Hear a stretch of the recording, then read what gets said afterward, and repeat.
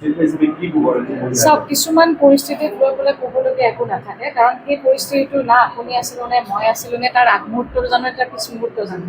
গতিকে মই ভাবোঁ যে কিছুমান প্ৰসংগত মই নামাতো, আৰু মই বিচাৰিছোঁ যে মই অসম ৰাজ্যিক মহিলা আয়োগৰ অধ্যক্ষা, গতিকে মই যিখিনি কাম কৰিছোঁ মহিলাসকলৰ শক্তি হ'ব লাগে, মই প্ৰেৰণা হ'ব লাগে, আৰু কোনো নিৰ্যাতিত মহিলাই যাতে নাভাবে যে আমাৰ কোনো নাই। আমি অসম ৰাজ্যিক মহিলা, আগতেও মই কৈছোঁ যে আমি আছোঁ, প্লিজ আপোনালোকে আহক, আমাক যোগাযোগ কৰক। আৰু মই ভাবোঁ যে এই এপটোৱে যথেষ্ট সংখ্যক সহায় কৰিব, আৰু এইটো এটা মই ভাবোঁ যে সময় উপযোগী এটা এপ।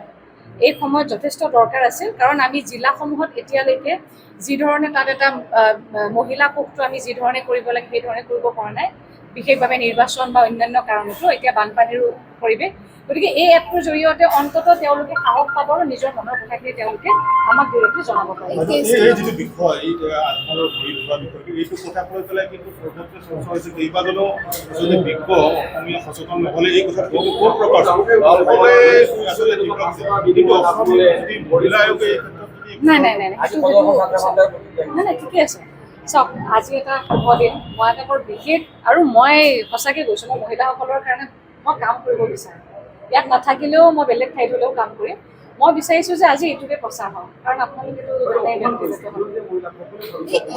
মই প্ৰত্যেকগৰাকী মহিলাক, মই নিজেও স্বাভিমানী আৰু মই আত্মবিশ্বাসী, প্ৰত্যেকগৰাকী মহিলাকেই মই অনুৰোধ কৰিম যে তেওঁলোকে নিজৰ স্বাভিমান, নিজৰ সন্মান, মৰ্যাদা এইখিনি ৰাখি তেওঁলোকে আগন্তুক দিনত কাম কৰি যাওক, আৰু সেইখিনি চিন্তা আগত ৰাখি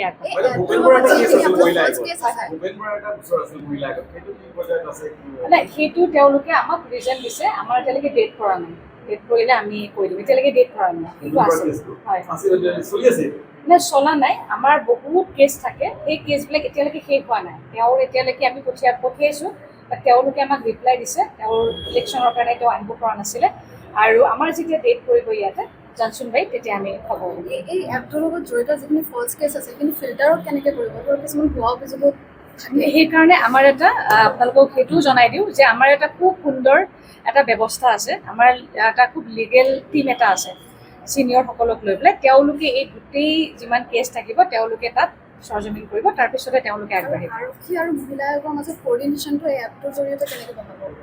চাওক, আমি ইতিমধ্যে আমাৰ যিমানবিলাক কেছ থাকে, যেনেকৈ হাইলাকান্দিত হৈ গৈছিলে, এতিয়া আমি কিছুমান বস্তু নজনাওঁ, কিন্তু আমি সেই কেছবিলাক হোৱাৰ লগে লগে আমি আমাৰ জিলা আয়ুক্তৰ লগত আৰু আমাৰ SPৰ লগত আমি ইতিমধ্যে কথা পাতি গোটেই ডিটেইলছটো আমি লৈ ল'ম। যদি তাত আমি দেখা পাওঁ যে তেওঁলোকে ষ্টেপ লোৱা নাই, তেতিয়াহ'লে আমি ইয়াৰ পৰা তেওঁলোকক 15 দিন বা 7 দিনৰ কাৰণে দি দিওঁ। গতিকে এইটো প্ৰচেছ আমাৰ আগৰ পৰা চলি আছিলে, এতিয়া আৰু অলপ তীব্ৰতাৰভাৱে আমি চলাইছোঁ, আৰু আমাৰ কামটোৱে সেইটো যে মহিলাগৰাকীক আমি ন্যায় ব্যৱস্থাটো ন্যায় দিব নোৱাৰোঁ, কিন্তু ন্যায় ব্যৱস্থাটোৰ লগত আমি তেওঁলোকক সহায় কৰিব পাৰোঁ, আমি সহায়ক।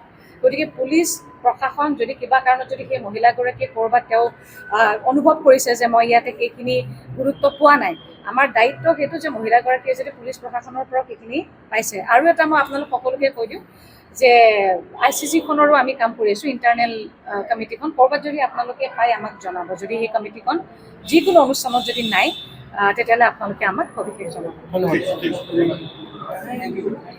যিকোনো খবৰৰ বাবে যোগাযোগ কৰক 9181307221 আমাৰ এই নম্বৰত।